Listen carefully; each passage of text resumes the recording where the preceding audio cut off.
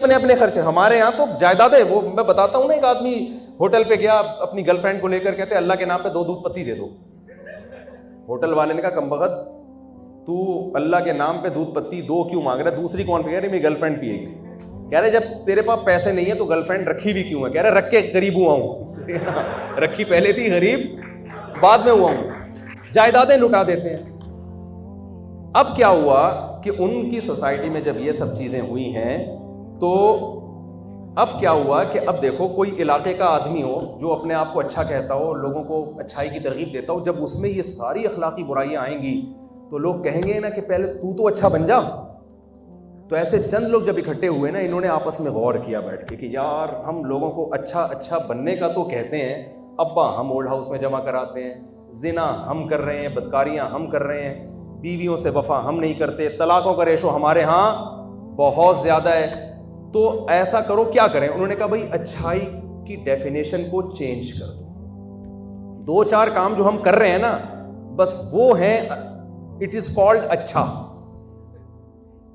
باقی جو اخلاقی برائیاں ہمارے اندر آ رہی ہیں ان کو اچھائی کی فہرست سے کیا کر دو. تو انہوں نے کہا شراب پینا بری بات ہے. کس نے کہا بری بات ہے؟ کیا اگر میں پی رہا ہوں اعتدال سے پی رہا ہوں ایک لمٹ میں, تو اگر میں پیتا ہوں اور میں کسی کو ٹکر نہیں مارتا, ایکسیڈنٹ نہیں کرتا, حالانکہ بے تحاشا ایکسیڈنٹ ہوتے ہیں. ابھی ہمارے ایک دوست نے بتایا لندن میں کسی نے پی کے نا کسی خاتون کے منہ پہ جبڑے پہ مکہ مارا, اس کے دانت توڑ دیے, ایسے ہی پی بھی تھی اس نے. تو کہہ رہے کیس نہیں بنا, کیس میں اس کو چھوڑ دیا اس بیس پر کہ یہ نشے میں تھا. تو انہوں نے کیا, یعنی شراب پی کے تو کچھ بھی ہو سکتا ہے نا. اسلام تو شراب جو ہر برائی کی جڑ ہے اس کے ایک قطرے پہ بھی پابندی لگا دی کہ ایک قطرہ بھی تمہیں پینے کی اجازت نہیں ہے. یہ ہر برائی کی جڑ ہے. ہمارے پاس تو اب آپشن ہی نہیں رہا نا کہ یار اس بحث میں پڑھنے کی ضرورت ہی نہیں ہے کہ اتنی پیو یا اتنی پیو. اللہ نے کیا انما الخمر والمیسر والانصاب والازلام رجس, یہ پلید ہے. جوا بھی پلید عمل اور شراب بھی کیا ہے, پلید عمل ہے, گندا ناپاک. کپڑوں پہ لگ جائے نماز نہیں ہوگی آپ کی, اتنا گندا قرار دے دیا اسلام نے اس کو. تو فائر بریگیڈ کے عملے میں نا ایک آدمی شرابی بھی تھا. یہ شرابیوں کا بتا رہا ہوں کتنی بری چیز ہے, کیونکہ ہماری یونیورسٹیوں میں بھی اب یہ شراب کا کلچر آہستہ آہستہ, ان کی فلمیں دیکھ دیکھ کے, ڈرامے دیکھ دیکھ کے. دیکھو انگریز فلم میں یا غیر مسلم فلم میں جو شرابیوں کا تصور دکھایا جاتا ہے, سچی مچی میں ایسا تصور نہیں ہے. سچی مچی میں کسی شرابی کو دیکھو وہ اور ہے, فلموں میں تو اچھا لگ رہا ہوتا ہے. وہ فلموں میں تو شراب پی کے ہیرو گھوم رہا ہوگا, آپ کا بھی دل کرے گا یار شاید میں پیوں تو میں بھی ایسا ہو جاؤں. بھائی سچی مچی میں کسی شرابی کو دیکھو, اتنی بدبو آ رہی ہے نا, اس ٹی وی کے اندر سے بدبو تھوڑی آئے گی آپ کو, اتنی اسمیل ہوتی ہے, ادھر لڑک رہا ہے, کوئی فرق نہیں ہوتا. کبھی کسی کے دانت توڑ دے گا, کبھی کسی کو گاڑی سے کچل دے گا, مار دے گا. زیادہ تر جرائم جو یورپ اور امریکہ میں جو ہو رہے ہیں وہ انہی لوگوں کی طرف سے ہوتے ہیں جو شراب پیتے ہیں. وہ کنٹرول نہیں کر پا رہے کیونکہ انہوں نے شراب کو برائی کی فہرست سے خارج کر دیا ہے. تو فائر بریگیڈ کے عملے میں ایک شرابی تھا نا, وہ اس نے کہا پی لی, اس نے کہا اس سے میں ایکٹیو ہو کے کام کروں گا نا. تو اب کیا ہے 20 بندوں کو نکال کے آگ میں جلتے ہوئے نا باہر لے آیا اور کہا دیکھو یہ پینے کا نتیجہ دیکھو, پینے کے بعد اتنی انرجی آئی ہے, میں نے 20 بندے بچا لیے.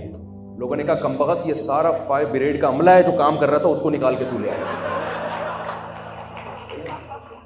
تو یہ نتیجہ نکلتا ہے کس کا, شراب. یہ حرکتیں ہوتی ہیں. تو انہوں نے کیا کیا میرے بھائی, انہوں نے کہا بھائی اچھائی کی جو ڈیفینیشن ہے اس کو کیا کر دو, بولو چینج کر. شراب ان کے ہاں بری چیز نہیں ہے.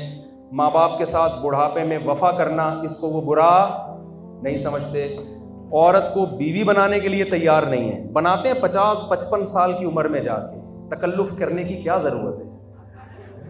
بچے پہلے پیدا ہو رہے ہیں, بچے ابا اماں کی شادی کرا رہے ہوتے ہیں, وہاں سب سے اچھا وہ بچہ, وہ ماں باپ سمجھے جاتے ہیں کہ بچوں کے ماں باپ اگر آپس میں شادی کریں نا تو وہ نائس پرسن, بلکہ نائس نہیں ویری نائس. نائس تو وہ بھی ہیں جو نہیں بھی کرتے.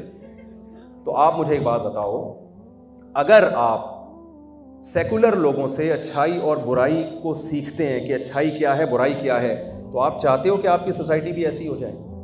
بولو نا. دیکھو جو ان کی اچھی چیزیں ہیں, خوبیاں ہیں, میں ان کا انکار نہیں کر رہا. وہ لوگ ٹیکس چور نہیں ہیں, وہ جھوٹ نہیں بولتے, وہ ٹریفک کے قوانین کی پابندی کرتے ہیں, لیکن میں آپ سے کہہ رہا ہوں یہ چیزیں بھی ضروری ہیں, یہ تو ہمارے مذہب کا حکم ہے نا. اس سے آگے بھی کچھ چیزیں ہیں. آپ کو اچھا بننے کے لیے نہ دنیا چھوڑنے کی ضرورت ہے, اجازت نہیں ہے, لیکن ان اخلاقی برائیوں سے بھی آپ نے بچنا ہے جو اخلاقی برائیاں غیر مسلموں میں پیدا ہو چکی ہیں, ان سے بچنا پڑے گا آپ کو. تو آپ نے انگریزوں سے, گوروں سے سائنس اور ٹیکنالوجی کا علم لینا ہے, اخلاقیات آپ نے اس سے نہیں لینا, اخلاقیات آپ نے اسلام سے لینی ہے. سمجھ میں آ رہی ہے بات کہ نہیں آ رہی؟ اور دوسری بات یہ کہ جو دنیا جس کو آپ نے فالو کرنا ہے, آپ کو پتا ہے یورپ امریکہ میں کتنا بڑا مسئلہ بن چکا ہے, جو فیملی سسٹم تباہ ہوا ہے ان لوگوں کا, اتنا بڑا مسئلہ بن چکا ہے. ابھی بی بی سی کی کل پرسوں کی رپورٹ تھی کہ گروتھ ریشو جو زیرو میں مائنس میں جانا شروع ہوا ہے نا, اس کی وجہ سے دھڑا دھڑ ہمیں ویزے دے رہے ہیں وہ لوگ کہ ہمارے یہاں کے کام کرو. بتاؤ ہم اس قابل ہیں کہ کوئی ہمیں گھر میں رکھنا بھی پسند کرے؟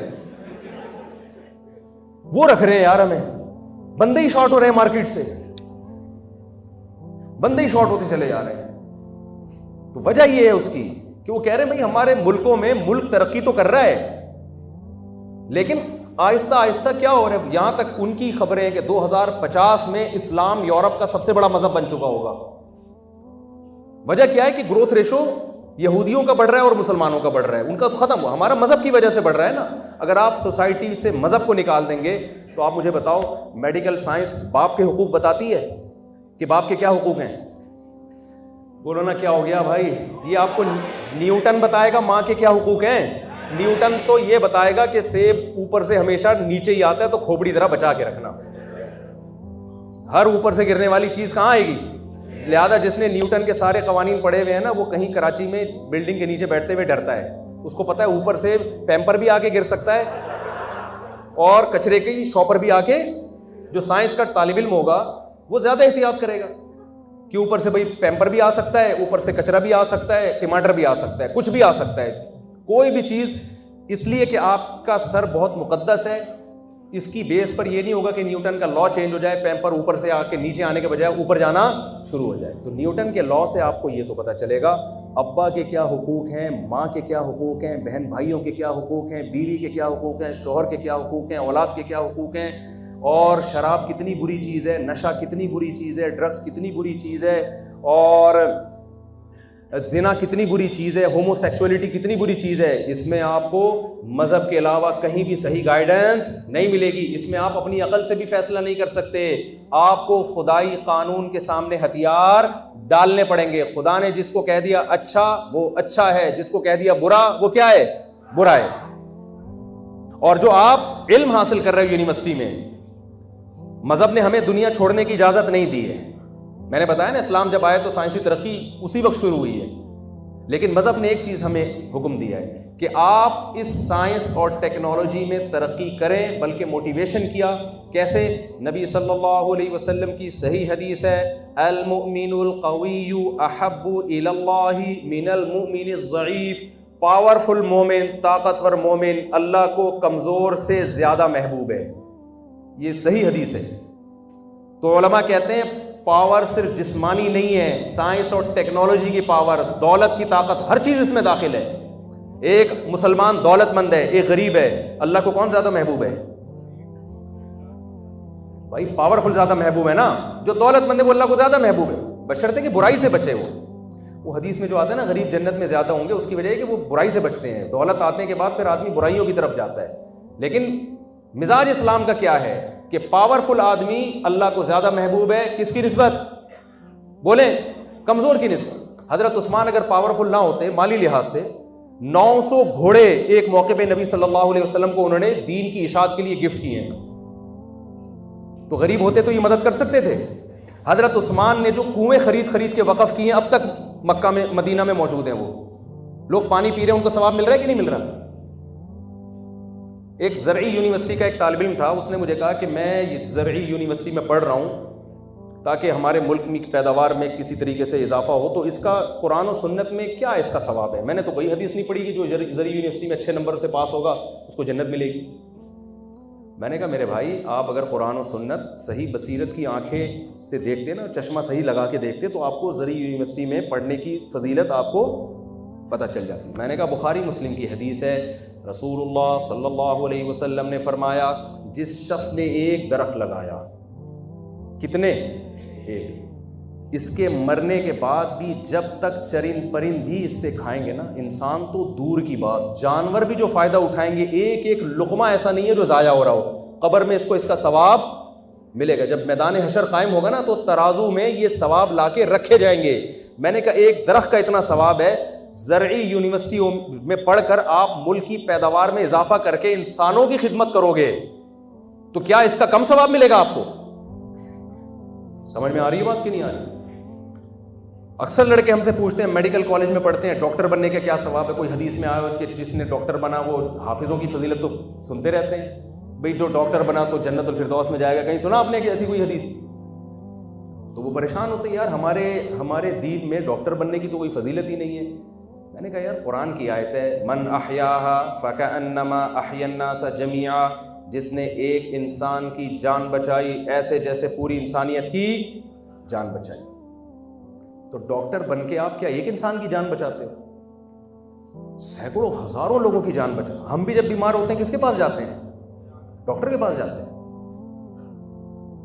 تو اللہ تعالیٰ یا اسلام آپ کو کسی ترقی سے روکتا نہیں ہے بلکہ ترقی کا حکم دیتا ہے۔ فرق صرف آپ میں اور غیر مسلم میں اتنا ہے کہ آپ کی ترقی کا بنیادی مقصد اللہ کی رضا ہونی چاہیے، دنیا آپ کی ترقی کا مقصد نہیں۔ دنیا ملے گی ضمناً غریبی میں، وہ بھی ملے گی اللہ کی طرف سے، عزت بھی ملے گی، شہرت بھی ملے گی، پیسہ بھی ملے گا۔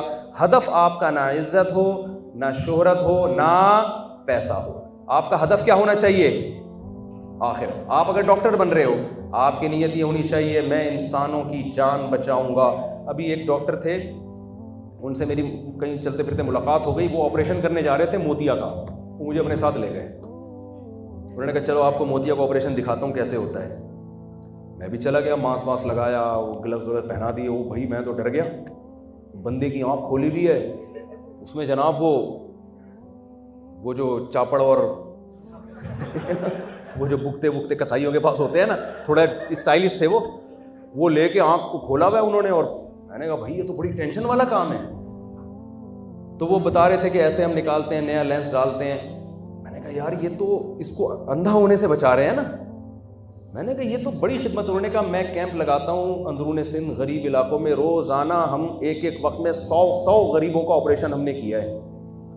میں نے کہا ڈاکٹر صاحب جنت آپ کما گئے، آپ بتاؤ کسی انسان کی بینائی کو بحال کر دینا کتنا بڑا، یعنی کتے کو پانی پلانے پر اللہ کی طرف سے بخشش ہو گئی ہے، صحیح بخاری کی حدیث ہے۔ ایک شخص بتاؤ آنکھوں سے بڑی کوئی نعمت ہو سکتی ہے؟ اللہ نہ کرے میری آنکھیں ضائع ہونے لگیں اور ایک ڈاکٹر کے میں آپریشن کر کے آپ کی آنکھوں کو بچا لوں گا، میں تو ساری زندگی اس ڈاکٹر کا غلام بن جاؤں گا۔ میں نے کہا ڈاکٹر صاحب اگر آپ کی نیت اللہ کی رضا ہے، نیت کیا کر لو؟ اللہ کی رضا۔ میں نے کہا آپ ہو گئے کامیاب، آپ تو یہ سارے غریب قیامت کے دن کھڑے ہوں گے، اللہ تو اس کو کیسے جہنم میں لے کے جا رہا ہے؟ نبی صلی اللہ علیہ وسلم نے فرمایا، حدیث کا مفہوم ہے کچھ لوگوں پر نا جہنم واجب ہو چکی ہوگی، کچھ لوگ آ کے کھڑے ہو جائیں گے بیچ میں جو ان کو لے جانے سے روک دیں گے۔